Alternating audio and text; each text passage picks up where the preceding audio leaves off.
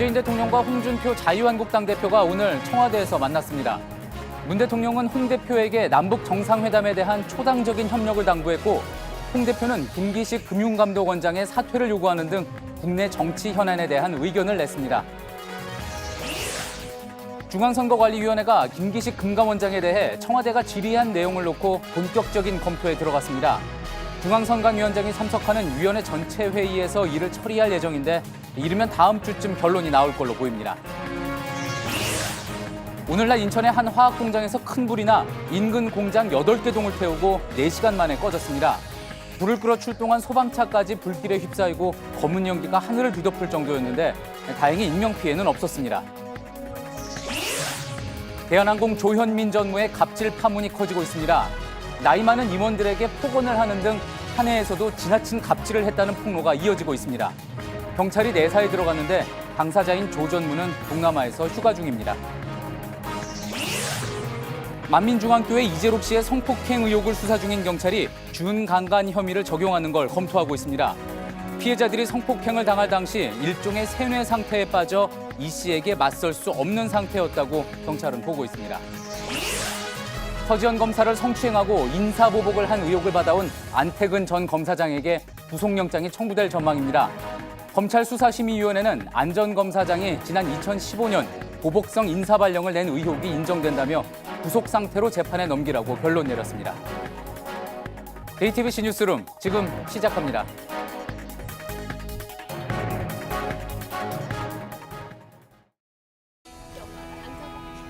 마스크가 필요 없는 세상으로.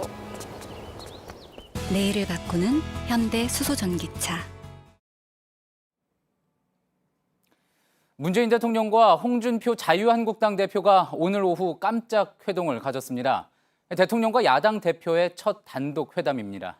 문 대통령은 남북 정상회담에 초당적으로 협력해달라 했고, 홍 대표는 회담을 반대하진 않는다고 답했습니다.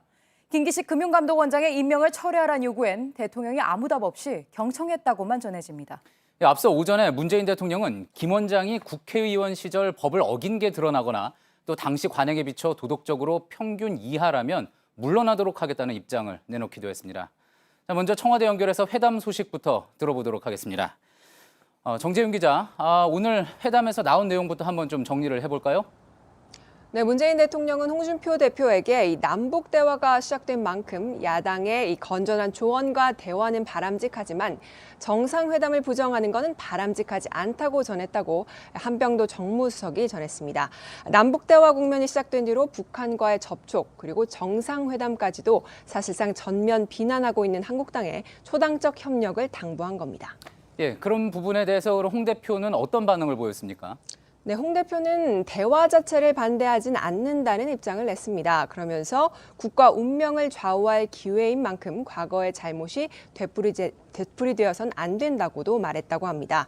특히 남북회담이 비핵화를 주제로 해야 하고 또 해결 방법과 관련해서는 단계적이 아닌 이른바 리비아식 모델, 그러니까 단기간에 끝내야 한다고도 주장했다고 합니다. 이에 대해서 문 대통령은 지금 남북 협상만 이뤄지고 있는 게 아니라 남북미가 함께 생각하고 의견을 모으고 있는 만큼 과거보다 실패할 가능성이 낮다면서 미국과 모든 사안에 대해서 긴밀하게 공유하고 있다고도 강조했습니다. 예, 이 비핵화가 남북 정상회담의 의제라는 점은 그동안 청와대도 누누이 밝혀온 내용이기도 하죠. 방법론에 있어서 조금 다른 이야기가 나올 수도 있었을 것 같은데, 그런데 이 회담 소식이 알려지면서 가장 또 궁금했던 게 김기식 금감원장의 문제도 논의될 거다, 이런 관측이 나오지 않았습니까? 이를 비롯해서 어떤 국내 현안이 회담에서 논의가 됐습니까?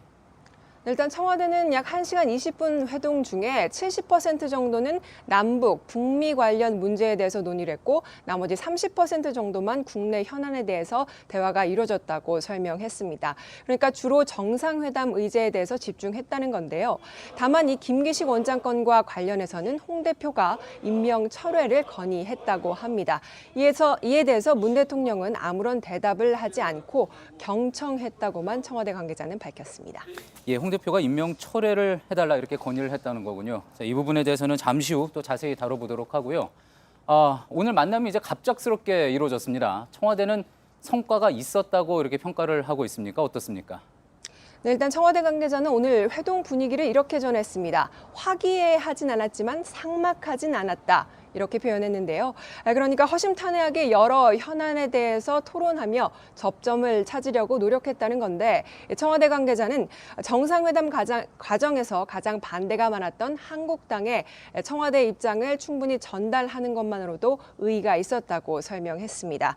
정상회담 이후에도 개헌이나 김기식 원장 건, 그리고 추경 등 여러 가지 현안이 있기 때문에 야당 대표를 대통령이 직접 만나서 의견을 들었다는 것에 의미가 있다고 보고 있는 겁니다.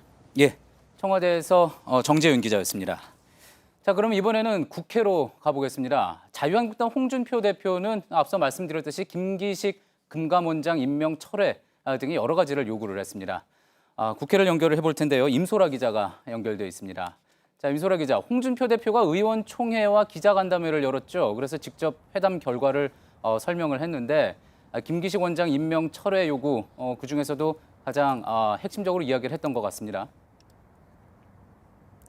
네, 그렇습니다. 홍준표 대표는 김기식 금융감독원장 임명을 철회해달라고 문재인 대통령에게 요구했는데 문 대통령이 즉석에서 답변을 하지는 않았다고 홍 대표는 전했습니다. 그렇지만 홍 대표는 문 대통령이 김 원장을 사임시키는 걸로 생각하는 것 같다는 개인적인 생각을 밝혔는데요. 직접 들어보시죠.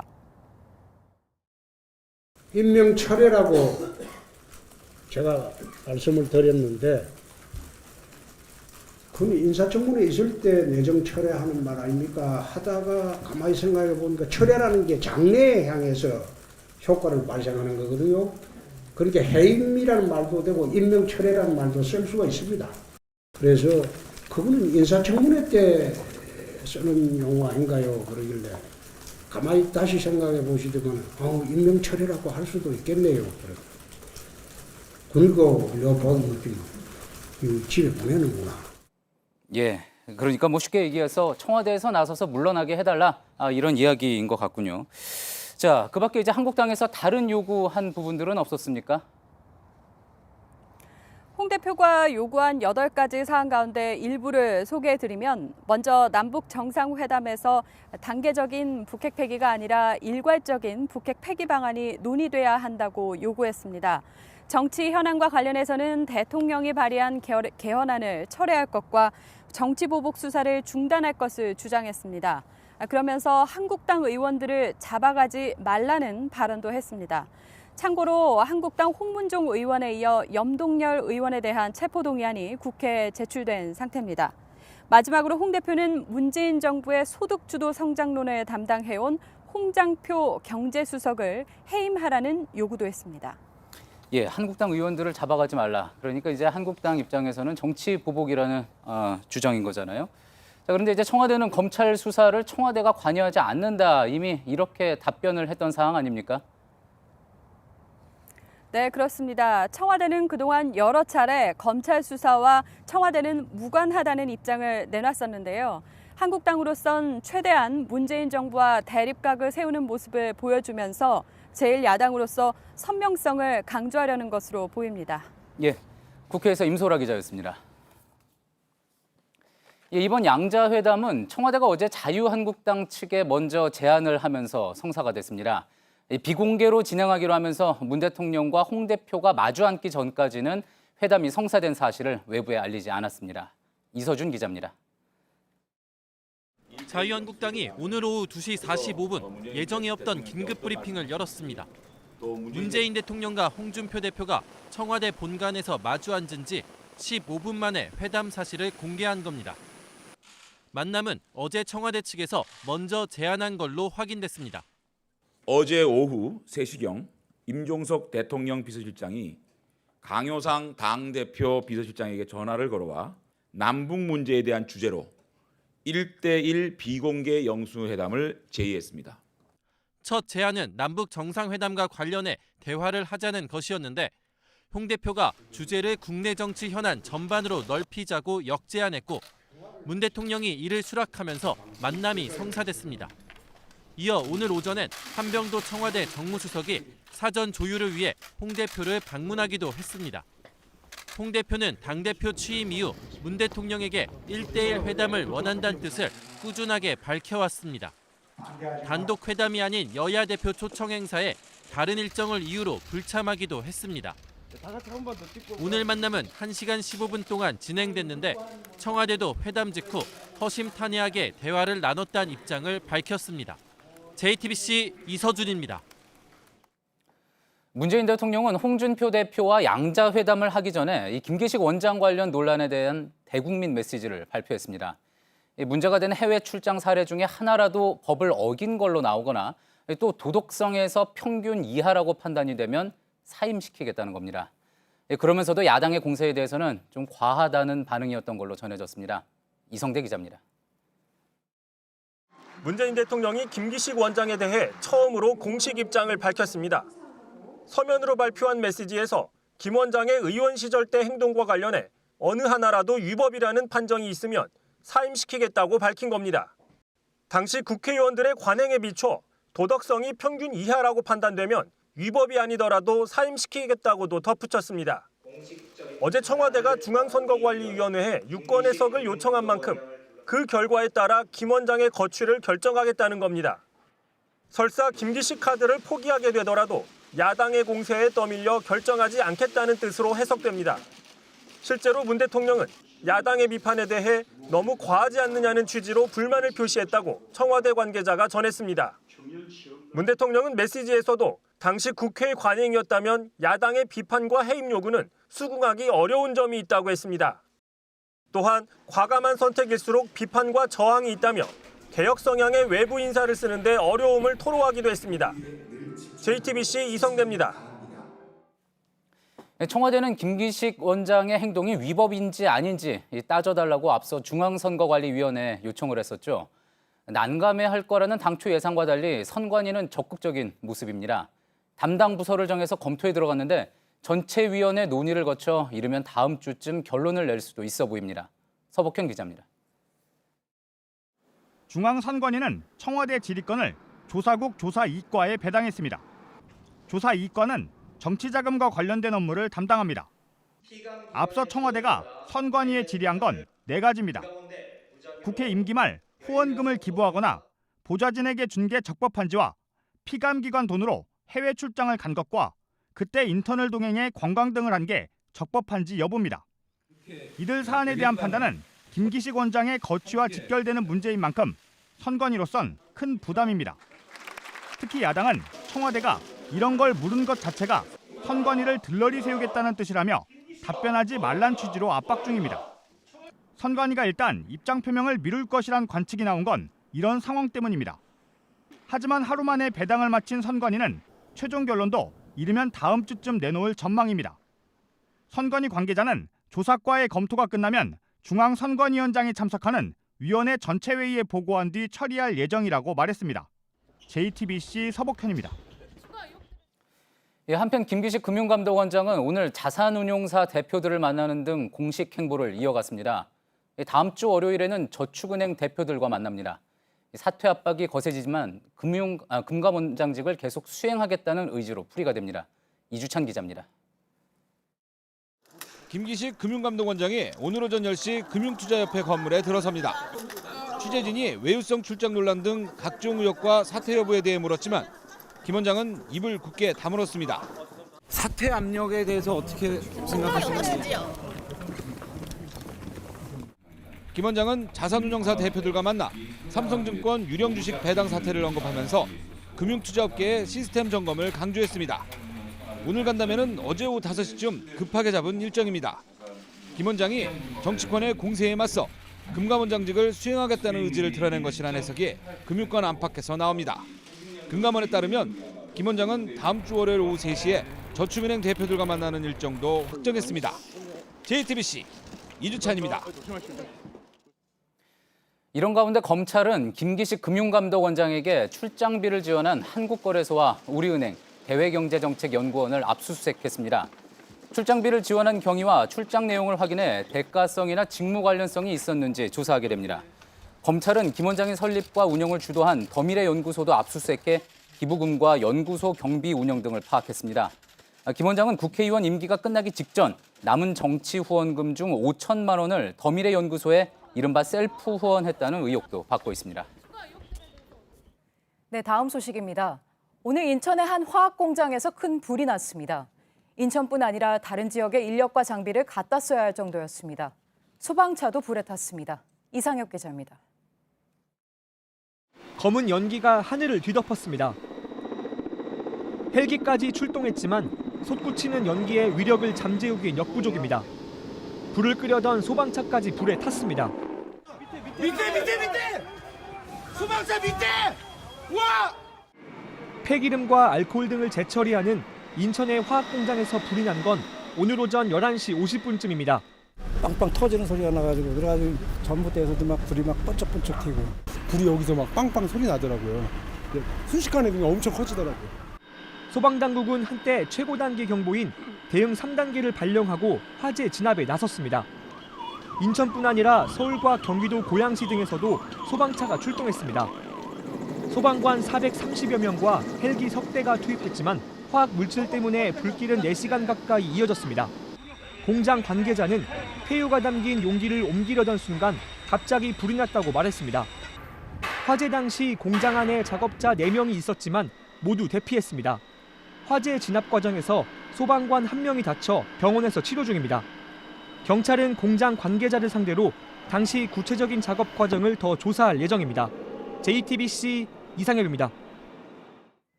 네, 이렇게 불길은 거셌지만 다행히 큰 인명피해는 없었습니다.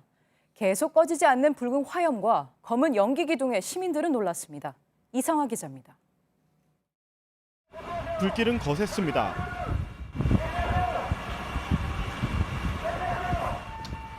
한 화학 공장에서 시작된 불은 차도를 건너 다른 공장으로 번집니다. 우와, 불 봐! 형, 불 여기까지 왔어! 건물에서 터지는 소리가 나자 놀란 사람들은 급히 대피합니다. 소방 헬기는 청라 호수공원에서 물을 담아 공중에서 연신 물을 뿌립니다. 검은 연기 기둥은 인천 시내 어디서든 볼 수 있었습니다.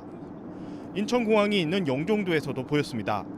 엄청 많았었어요. 산처럼 뭉게뭉게 이렇게 올라가듯이. 큰 불이 잡히는 데는 4시간이 걸렸습니다. 건물 붕괴 위험으로 내부에 들어가지 못해 완전 진압까지는 시간이 더 필요했습니다. 불에 완전히 타버린 자동차들은 앙상한 뼈대만 남았습니다. 점심시간을 앞두고 불이 나면서 소방관들은 불을 끈 뒤 컵라면으로 끼니를 때웠습니다. JTBC 이상화입니다. 트럼프 대통령이 김정은 위원장과의 회담이 아주 멋질 것이라고 했습니다. 북한과 미국 사이에 뭔가 진전이 있음을 내비친 겁니다. 폼페이오 국무장관 지명자도 북한의 정권 교체를 지지한 적은 없다고 했습니다. 정유식 특파원입니다. Meetings are being set up right now between myself and Kim Jong-un, who will be, I think it'll be terrific. 트럼프 대통령은 김정은 위원장과 있을 회담에 대해 존경심을 갖고 협력하고 있다며 이같이 말했습니다. 특히 존경심이란 표현을 사용해 국가 정상 간 회담임을 분명히 하면서 큰 기대감을 보인 겁니다.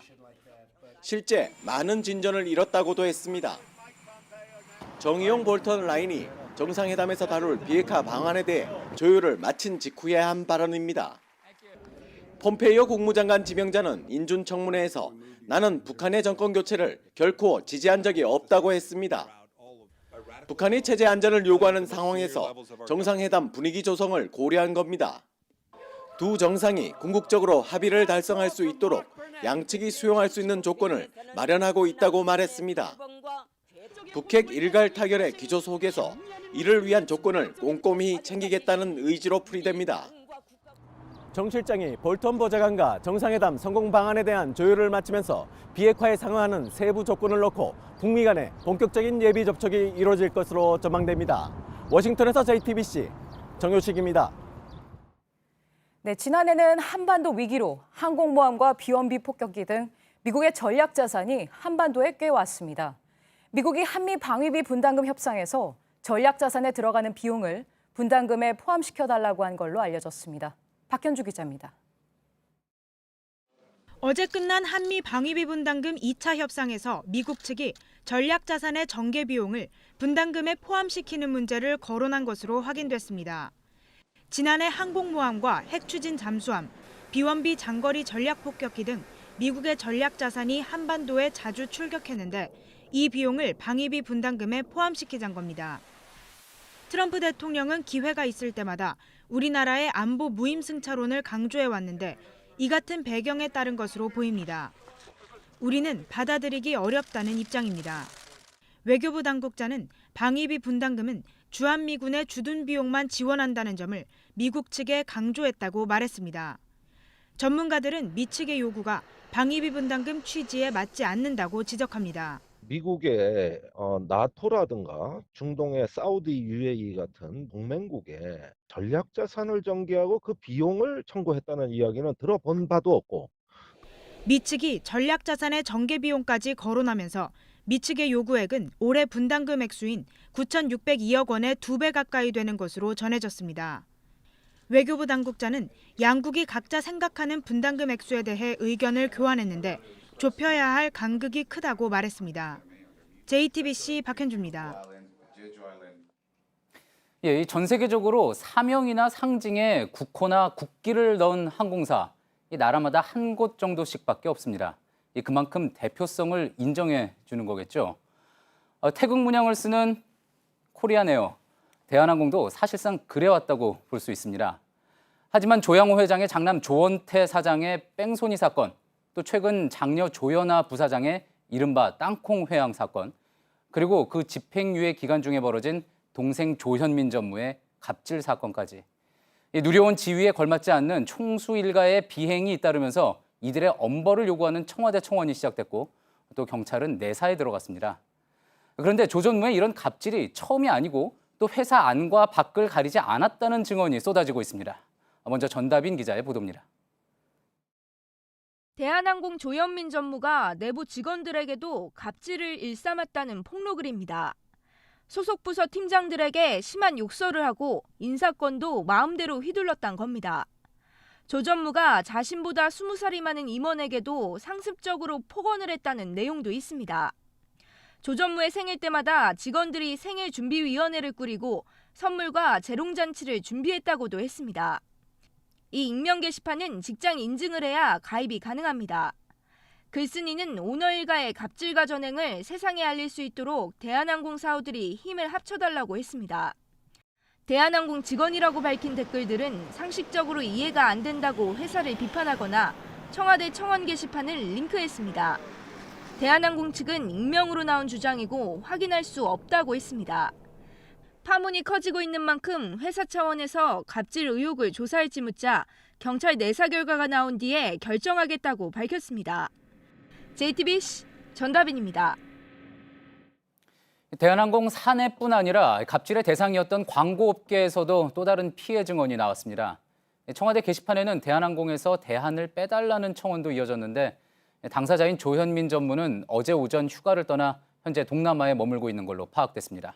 박영우 기자입니다. 조현민 대한항공 전무가 어제 오전 소셜 네트워크 서비스에 올린 사진입니다.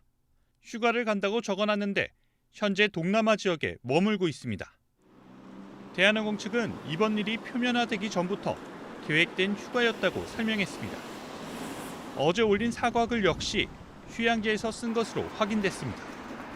본인의 사과에도 여론은 싸늘합니다.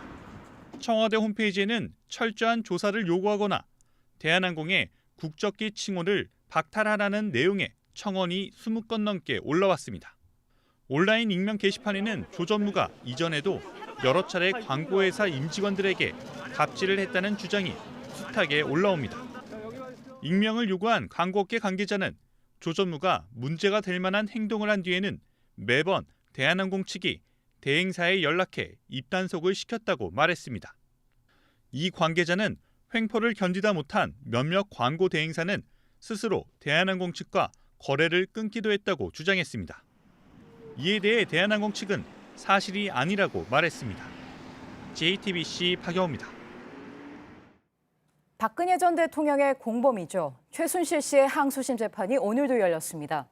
재판이 끝나기 전에 최 씨가 발언 기회를 얻었는데 박 전 대통령과의 인연은 K-팝을 좋아하는 팬심과 비슷한 것이었다고 주장했습니다. 한민용 기자입니다. 오늘 법원에서 열린 최순실 씨의 항소심 재판은 3시간가량 이어졌습니다. 재판 내내 입을 다물고 있던 최 씨가 재판이 끝나기 직전 10분 정도 직접 할 말이 있다며 발언 기회를 요청했습니다. 최 씨는 처음 검찰 조사를 받을 때부터 자신과 박 전 대통령을 경제 공동체로 몰고 있지만 사실이 아니라며 말문을 열었습니다. 그러면서 박 전 대통령과 인연을 맺은 건 젊은 시절부터 존경했기 때문이고 누구나 K-팝을 좋아하듯 박 전 대통령을 좋아했다고 말했습니다.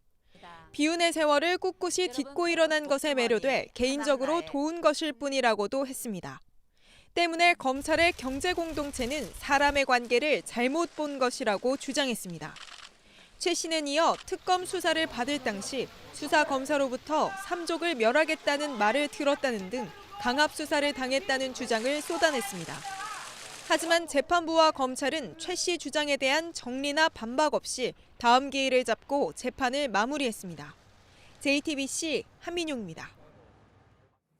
징역 24년이 선고된 1심 결과에 대해 항소 의사를 밝히지 않고 있는 박근혜 전 대통령을 대신해 동생 박근령 씨가 오늘 항소장을 냈습니다.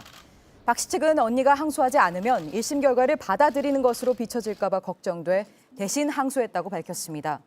박 전 대통령이 항소를 원치 않는다는 뜻을 밝히면 박 씨가 낸 항소장은 효력이 없어집니다. 네, 세월호의 침몰 원인을 조사하고 있는 세월호 선체조사위가 외부 물체와 충돌 가능성도 조사하기로 했습니다.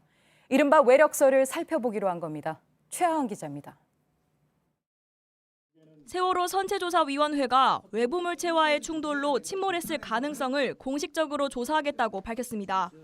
그동안 세월호 침몰 원인은 검찰이 발표한 보건력 상실 등 선체 내부 문제 위주로 조사됐습니다. 하지만 최근 연구 용역 결과 선조위는 외력설도 더 살펴봐야 한다고 결정한 겁니다.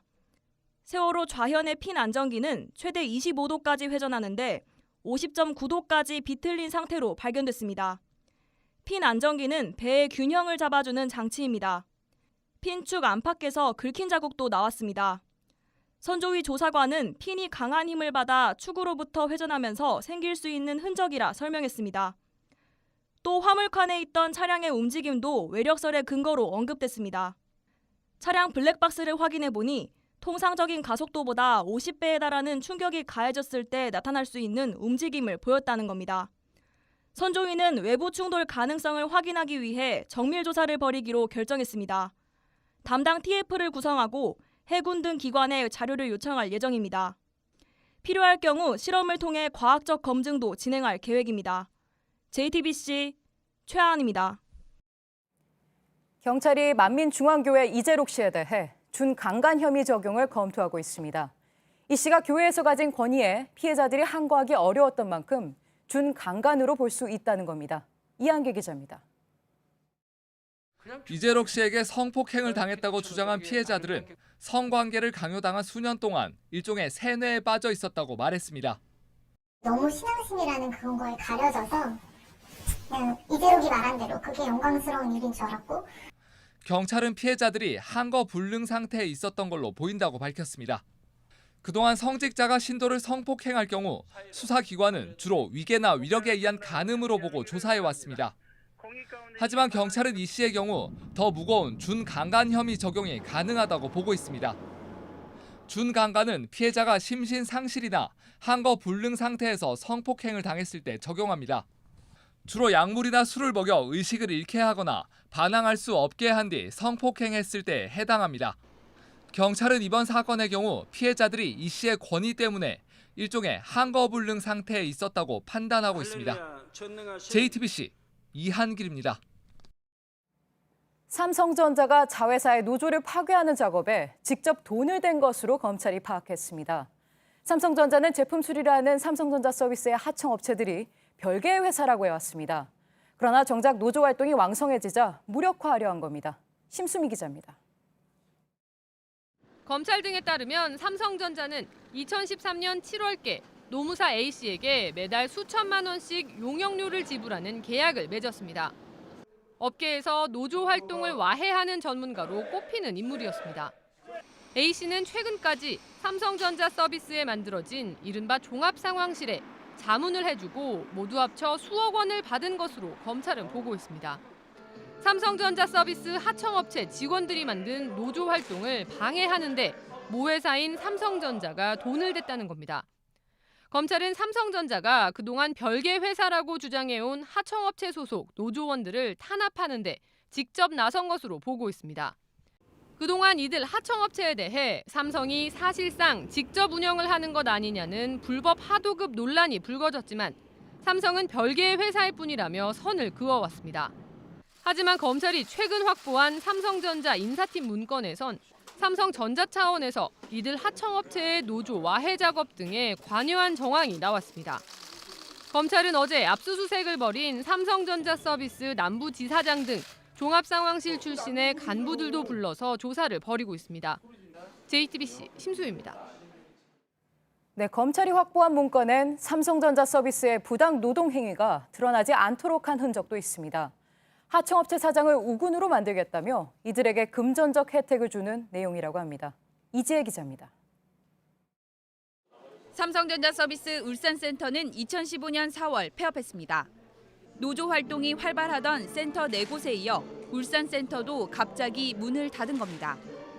폐업한 달 뒤 사측은 현안 대응 방안이라는 문건을 작성했습니다. 최근 검찰이 확보한 이 문건엔 본사 차원의 부당 노동 행위가 드러나지 않도록 하청업체 사장들을 우군화할 필요가 있다는 내용이 담겼습니다. 특히 폐업한 울산센터의 사장을 특정해 보상을 언급하는 대목도 등장하는 것으로 전해졌습니다. 폐업으로 손해를 보게 되는 권리금을 지급하는 등 금전적 보상을 해주고 센터 사장의 마음이 돌아서지 않도록 관리해야 한다는 겁니다. 문건엔 실직한 노조원들에 대한 회유 방안도 들어있는 것으로 파악됐습니다. 이들을 다시 고용해서 투쟁 동력을 약화시키고 위장 폐업 이슈가 확산되지 않도록 해야 한다는 취지입니다. 검찰은 이 같은 우군화 전략에 대해 부당 노동 행위를 숨기려 한 정황으로 보고 관계자들 조사에 나설 방침입니다. JTBC 이지혜입니다. 지난 2월 뉴스룸에서는 인터넷 포털 사이트에서 댓글 조작을 지시한 문건에 대해 보도해드린 바가 있습니다. 보도 직후에 경찰이 해당 문건에 대해 조사에 나섰는데요. 오늘 발표한 수사 결과에 따르면 관련 댓글을 조작한 피의자 3명 모두 여당인 더불어민주당 당원으로 드러났습니다. 윤재영 기자입니다. 모니터 요원 매뉴얼이라는 문건입니다. 포털 사이트 공통 아이디로 접속해 추천된 기사를 파악하라는 등 구체적인 댓글 작업을 지시합니다. 보안에 대해 강조하며 특정 장소에서 나눠주는 USB를 활용하라고 쓰여 있습니다.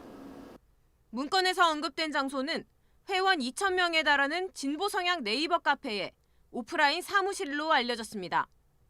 경찰은 오늘 이 카페 회원이자 더불어민주당 당원인 김모 씨 등 3명을 지난달 구속했다고 밝혔습니다. 문건 내용대로 네이버 기사 댓글 공감수를 조작한 혐의입니다. 이들이 조작한 대상은 지난 1월 네이버 연합뉴스 기사에 달린 정부 비판적 댓글 2개였습니다. 여자 아이스하키 남북 단일팀 구성에 대해 정부의 잘못을 지적하는 내용입니다. 김 씨 등은 컴퓨터 프로그램을 이용해 4시간 동안 댓글 2개에 각각 공감 600여 회를 올리도록 했습니다. 이들은 조작에 활용한 아이디 614개에 대해선 대부분 카페 회원으로부터 받았다고 진술했습니다. 정부 비판 댓글에 공감을 누른 이유에 대해서는 보수 진영에서 한 일처럼 보이려 했다고 주장했습니다. 회사 동료인 이들은 지난달 경찰이 사무실을 압수수색할 때 USB를 변기에 넣는 등 증거 인멸을 시도했습니다. 경찰은 김 씨 등을 업무방해 혐의로 검찰에 넘기고 배후 세력과 추가 혐의를 수사하고 있습니다. JTBC 윤재영입니다. 오늘 새벽 경북 영주에 있는 화학공장에서 가스가 새는 사고가 있었습니다. 독성 물질이 섞인 연기가 퍼져 대피령이 떨어졌습니다. 그런데 인근 학교 학생들은 아무런 연락을 받지 못한 채 등교를 했고 또 수업까지 받았습니다. 윤두열 기자입니다. 중학생들이 서둘러 학교를 빠져나옵니다. 모두 마스크를 썼습니다. 초등학생들은 마스크를 쓰고 수업을 듣습니다. 창문은 꽉 닫았습니다. 오늘 새벽 6시 36분 경북 영주에 있는 SK 머티리얼즈 공장에서 화학물질인 육불화텅스텐 40kg이 새나갔기 때문입니다. 들이마시면 호흡기에 손상을 주는 독성 물질입니다. 그중 일부는 공기 중으로 퍼져나갔습니다. 공장 전체 흡입 시스템이 되어 있는 게 아니고 좀 포인트별로 군데군데 이렇게 되어 있습니다.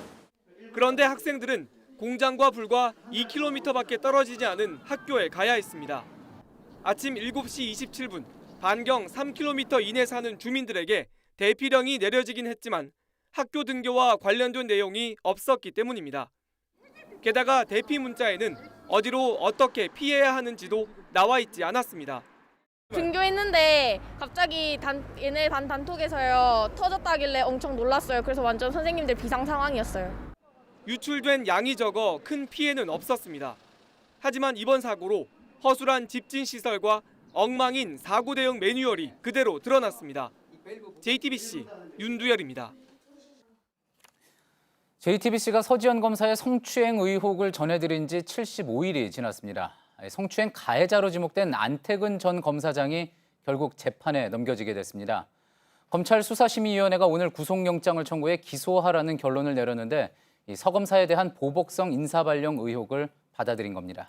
강현석 기자가 보도합니다. 성추행과 인사보복 가해자로 지목된 안태근 전 검사장에게 구속영장이 청구될 전망입니다. 검찰 수사심의위원회는 4시간이 넘는 경론 끝에 안 전 검사장을 구속 기소하라고 성추행 진상조사단에 권고했습니다. 심의위는 특히 2015년 서 검사가 이례적으로 통영지청으로 발령난 사실에 주목했습니다. 법무부 검찰국은 당초 서 검사를 여주지청에 잔류시키려던 방침을 3번이나 뒤집은 것으로 알려졌습니다. 심의위는 이 과정에서 당시 검찰국장이던 안 전 검사장의 개입이 있었고 직권남용 혐의라고 판단한 것으로 알려졌습니다. 심의위의 의견은 법적으로 강제성은 없습니다. 다만 수사 공정성을 위해 새롭게 도입한 제도인 만큼 조사단은 심의위 권고에 따라 조만간 안 전 검사장에게 구속영장을 청구할 방침입니다.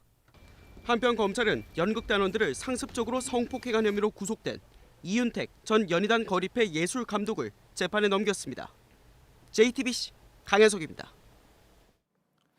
한국폴리텍 대학에서도 미투 폭로가 나왔습니다. 한 부서의 매니저가 함께 일하는 직원들을 2년 넘게 성추행했다는 겁니다. 해당 직원들이 학교 측에 알렸지만 조용히 넘어가자는 답변만 돌아왔다고 합니다. 구석찬 기자입니다.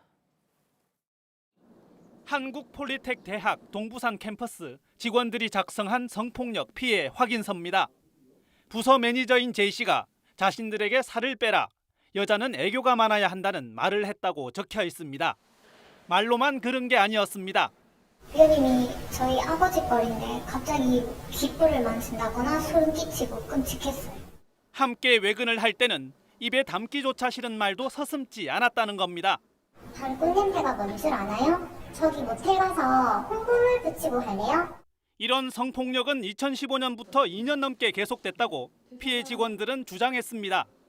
이들을 포함해 6, 7명이 같은 피해를 입었습니다. 해당 직원들이 학교에 이런 사실을 알리자 학교와 J씨는 사실을 인정하고 확인서에 서명까지 했습니다. 하지만 그게 끝이었습니다. 신고 안 하고 그냥 와주면 안 되나? 조용히 진행을 하자. 그러는 사이 J씨도 입장을 바꿨습니다. 포인트 안 하고 지금 했던 사인이었던 겁니다. 날 들어가 봐야죠. 명예식은 인정에 손쪽으로 같이 나가야죠.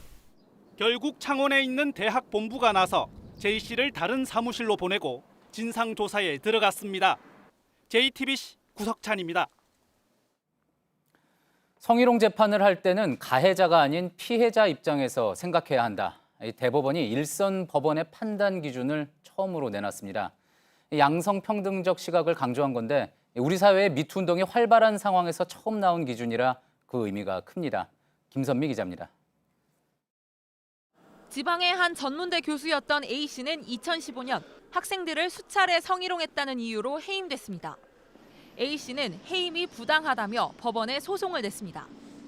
1심 재판부는 성희롱이 맞다며 해임이 정당하다고 판단했지만 2심 재판부는 달랐습니다. 피해자가 A씨와 격의 없이 지냈기 때문에 성적 굴욕감을 느꼈다고 보기 어렵고 일부 피해자는 자신의 피해 사실을 소극적으로 진술했다는 이유에서였습니다. 하지만 대법원은 2심 판결이 잘못됐다며 다시 재판하라고 밝혔습니다. 대법원은 피해자가 2차 피해에 대한 두려움 때문에 가해자와 관계를 유지하거나 피해 사실을 밝히는 데 소극적일 수 있다며 가해자가 아닌 피해자의 입장에서 성희롱 해당 여부를 판단해야 한다고 강조했습니다.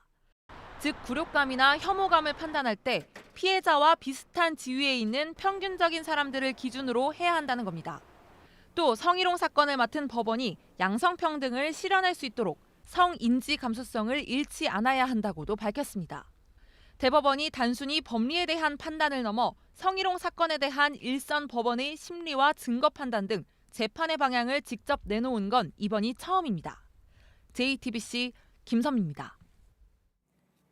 민주당이 주관하는 서울시장 후보 경선 토론이 뉴스룸 직전까지 있었습니다. 박원순, 박영선, 우상호 세 후보가 맞붙었습니다. 미세먼지나 부동산 같은 서울시 주요 정책을 놓고 이들은 시작부터 끝까지 치열한 논쟁을 벌였습니다. 이윤석 기자입니다.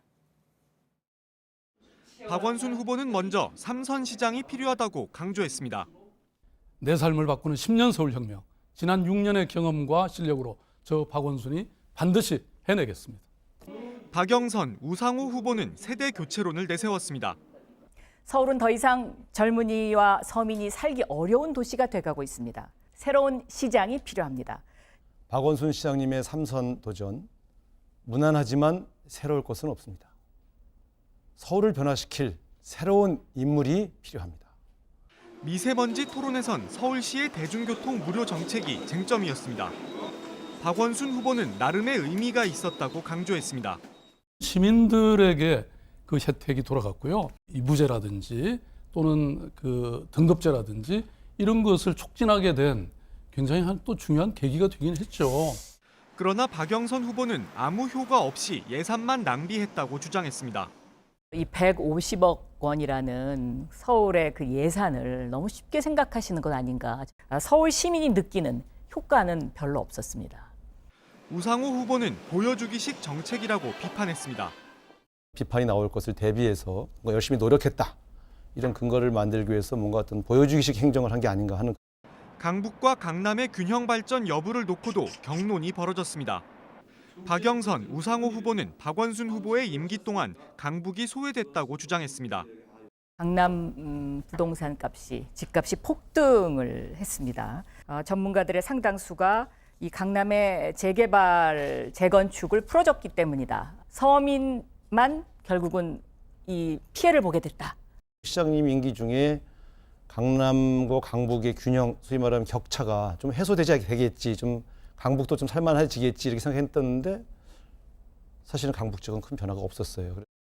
반면 박원순 후보는 오히려 강북에 집중적으로 예산을 투입했다고 반박했습니다. 서울시의 재정 투자의 90%가 강북에 이루어졌습니다. 강남 4구에는 전체 서울시 재정의 10%밖에 투자 안 됐습니다. 불공평할 정도로 강북의 격차 해소에 투자했다는 겁니다. 민주당 서울시장 후보는 당원 투표 50%와 여론조사 50%로 결정됩니다. 1위 후보가 과반 득표를 못할 경우 결선 투표를 치러야 하는데 늦어도 24일 이전에 확정됩니다. JTBC 이윤석입니다. 한미약품의 첫 폐암 신약인 올리타가 개발이 중단됩니다. 재작년에 주가 조작 논란이 있었죠. 한미약품이 이익만 챙기고 발을 뺀 게 아니냐는 비판도 나옵니다. 이정혁 기자입니다. 한미약품은 지난 2015년 글로벌 제약사와 8조 원대의 신약 기술 7건의 수출 계약을 맺으며 급성장했습니다. 하지만 2016년 9월 주가 조작 논란이 불거졌습니다. 미국 제약사와 1조 원 규모의 항암 신약 기술 수출 계약을 맺었다는 공시 다음 날 독일 제약사와 맺은 8,500억 원 규모의 폐암 신약인 올리타의 기술 수출 계약이 해지된 사실을 공지했기 때문입니다. 호재성 공시를 보고 주식을 샀던 투자자들은 큰 피해를 입었습니다. 그런데 한미약품이 올리타의 개발을 중단한다고 밝혔습니다. 비슷한 효능을 갖고 있는 다국적 제약사의 신약 타그리소가 이미 시판되고 있어 시장성이 없다는 이유입니다. 한미약품에 수십 배에 이르는 연구 개발비를 투입해 상용화에 먼저 성공한 겁니다. 개발한 거를 수출했다가 철회되기도 했다가 계속 반복이 되다 보니까 좀 믿을 수 없다라고 하는 게 될 수밖에 없고요. 보건당국은 현재 올리타를 복용 중인 환자들에게는 당분간 공급을 유지해 다른 약물로 바꿀 시간을 주기로 했습니다. JTBC 이정엽입니다.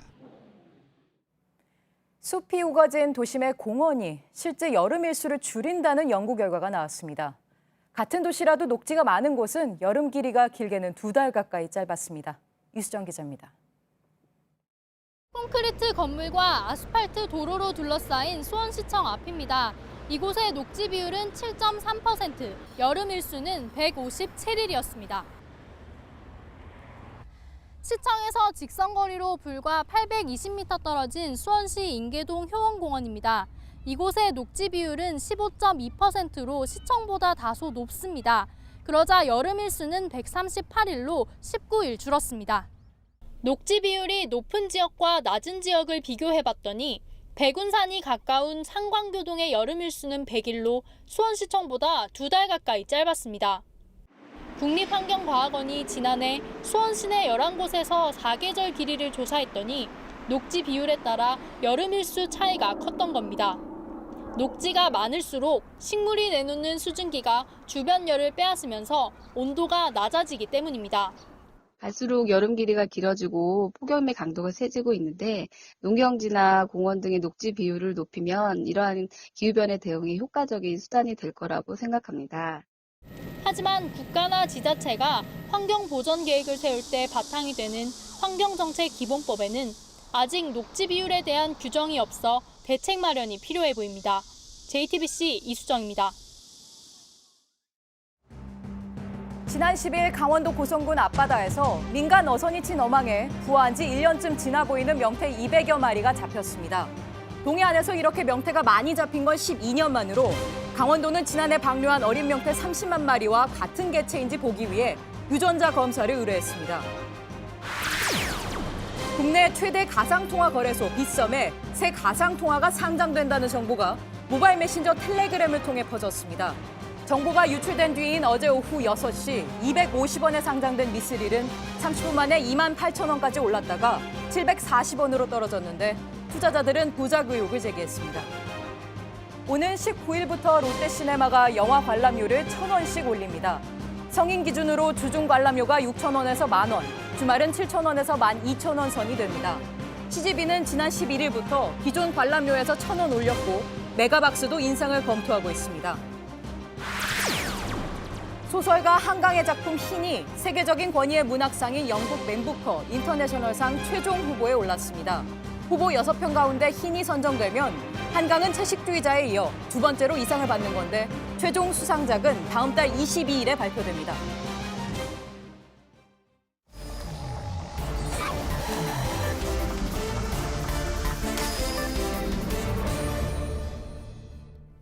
예, 금요일 비하인드 뉴스 정치부 안지연 기자가 나와 있습니다.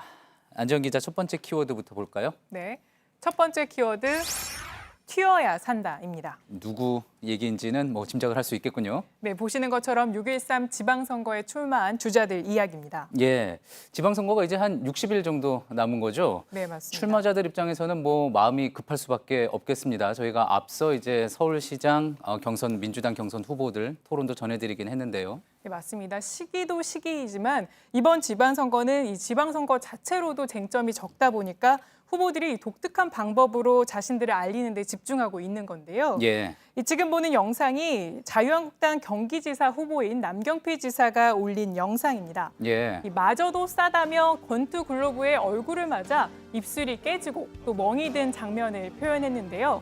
이 보수 정치가 신뢰를 잃었는데 매를 맞고 거듭나겠다는 의미에서 아예 제대로 맞는 장면을 표현한 겁니다. 이 방송에 들어오기 전에 남 지사에게 직접 물어봤더니 현실감을 주기 위해서 진짜 글로브로 맞았다고 합니다. 다만 입술이 깨지거나 멍이 든 거는 분장이라고 합니다. 예. 어떤 메시지인지는 뭐 이해는 할 수 있겠는데 그런데 저렇게 좀 뭐 맞는다는 거 보기에 따라서는 뭐 시원하다 생각하는 사람도 있겠지만 좀 보기 불편하다 이렇게 생각할 수도 있을 것 같군요. 네, 일부 너무 폭력적이다 이런 지적들도 있었습니다. 또 이와 함께 민주당에서는 이 서울시장 후보 경선에 나선 우상호 의원이 아예 인지도를 주제로 홍보에 나서기도 했는데요. 예. 한번 영상을 보시면 이 정치 인생 18년 왜 아직도 몰라주나 이렇게 시작을 합니다. 많이 본 화면, 기시감이 있는 화면이군요. 그렇습니다. 인지도를 높이기 위해서 전직 대통령의 모습들을 따라한 건데요. 아까 보셨듯이 국밥을 먹는 모습은 이명박 전 대통령의 대선 후보 시절 모습을 패러디한 거고요. 예. 박근혜 전 대통령의 대국민 담화 모습을 따라하기도 했습니다. 예. 또 자유한국당에서는 서울시장 후보인 김문수 전 지사의 경우 의도했는지 여부는 명확하지 않지만 독특한 표현으로 눈길을 끌기도 했는데요. 예. 오늘 안철수 위원장과 연대는 없다. 이렇게 발언을 하면서 주목할 만한 이유를 댔습니다. 이 발언은 직접 들어보시죠. 예. 저는 전혀 종 자체가 다른 종입니다. 예, 저는 자유민주주의자, 자유시장, 자유기업, 자유언론. 그러니까 안철수 전 대표와는 자신이 종이 전혀 다르기 때문에 연대를 할 수 없다 이런 뜻인 건데요. 예. 이 생물학적인 종은 같지만 본인만이 진정한 보수라는 점을 강조해서 이 보수층의 표심을 노린 전략으로 보입니다. 예. 종이 다르기 때문에 안철수 위원장과 연대할 일은 없을 거다. 네. 강조하기 위해서 한 이야기군요. 두 번째 키워드 볼까요? 네. 두 번째 키워드는 마지막 통화입니다. 예. 장자연 씨, 고 장자연 씨 관련 이야기인 것 같군요. 네, 맞습니다. 고 장자연 씨에 대한 수사가 이제 다시 시작될 수 있는 가능성을 오늘 언급했기 때문인데요. 이전에 경찰 수사가 진행됐을 때 장자연 씨와 일부 유력 인사들 간의 통화 기록, 또 장 씨 가족 계좌에 고액을 입금한 기록들을 경찰이 확보했습니다. 예. 하지만 당시에는 여러 가지 이유로 이런 자료들을 확보하고도 제대로 수사가 이루어지지 않았었는데요. 유력 인사들이 왜 장 씨에게 전화를 했고 또 가족들에게 왜 입금을 했는지 이것이 진실을 밝히는 단초가 되지 않을까 싶습니다. 사실 전화 통화 기록, 그리고 입금 기록, 통장 기록 이런 거는 정말 수사의 기초인데 그 당시에 그런 부분에 대해서 수사가 이루어지지 않았다는 거 지금 생각해도 참 납득하기가 쉽지 않은 일인 것 같습니다. 맞습니다. 그런데 오늘 청와대에서도 이와 관련해서 입장을 내놓은 게 있다 그러죠? 네, 맞습니다. 이 장자연 씨 재수사에 대한 국민 청원이 20만 명이 넘었기 때문에 청와대가 이에 대한 답변을 내놓은 건데요. 예. 먼저 답변 직접 들어보시죠. 상당한 시간이 흘러서 대부분 공소시효가 많이 지나갔고요. 그런데 다만 그 성접대 알선이나 강요나 뭐 이런 부분이 입증이 되면 그 부분은 아직 그 공소시효가 남아 있을 수 있습니다. 여기서 눈에 띄는 점은 바로 공소시효입니다. 예. 장자연 씨가 목숨을 끊은 건 지난 2009년 3월인데요. 이 성매매 알선과 매수는 공소시효가 5년이고 강요는 7년입니다. 예. 그런데 공소시효가 일부 지났다는 얘기가 그래서 나온 건데요. 그런데 폭력이나 협박을 통해서 성매매가 알선했다면 공소시효가 10년이 됩니다. 아, 7년에서 10년이 네. 되는 거군요. 예. 그렇기 때문에 이 부분에 만약에 혐의가 입증이 되면은 처벌이 가능하다는 그런 취지의 이야기인 겁니다. 그렇군요. 자, 그런데 이제 또 시청자분들이 기억을 하실 텐데 앞서 이제 검찰에서도 이 부분에 대해서 조사를 하겠다 밝힌 바가 있었잖아요. 네, 그렇습니다. 이달 초였죠. 이 법무부 산하 과거사위원회는 장자연 씨 사건을 조사 대상으로 선정한 바 있습니다. 그렇기 때문에 과거사위가 한 달 동안 이 사전 조사를 한 결과를 토대로 본 조사 여부를 판단하게 되는 겁니다. 예. 이렇게 해서 이제 고 장자연 씨 사건에 대한 진실이 밝혀지는 계기가 한 걸음 한 걸음 다가가기를 바라는 마음입니다. 자, 비하인드 뉴스 안지연 기자였습니다. 네, 날씨입니다. 오늘 밤 늦게 남부 지역에서 비가 내리기 시작하겠습니다. 내일 새벽엔 전국으로 확대됩니다. 밤에는 대부분 그치지만 기온이 뚝 떨어지면서 쌀쌀합니다.